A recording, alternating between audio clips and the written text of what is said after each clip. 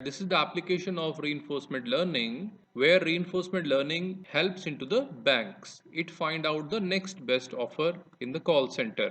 So we generate the next best offer.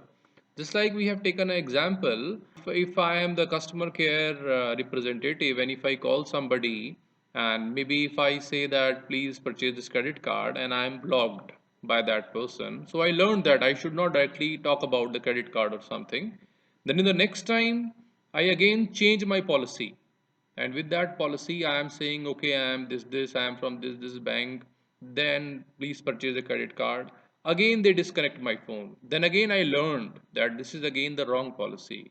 Again, I change my policy and I say, okay, your buying behavior is this one, you are purchasing this one, we can help you buy this. Then in that case, the person purchased the credit card. So this is the best policy for me. So in the call center, they just take out this policy. There is one more application of reinforcement learning, which is into the healthcare.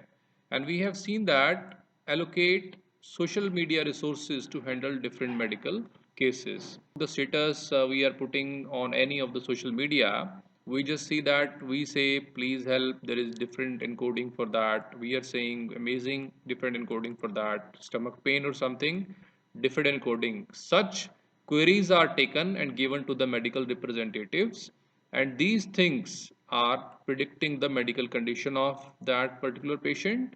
Then identify the markers of conditions, just like maybe somebody is having diabetes or something, depression. Then based on that, they are contacted. So the social media is also influenced with the reinforcement learning. Then there is one more application of the reinforcement learning, which is into the retail sector, and we just reduce the excess stock by dynamic pricing. Means we increase the price or decrease the price to reduce our stock. Just like we have seen that whenever the season change, then there is an offer on so many good brands, or even everywhere there is an offer.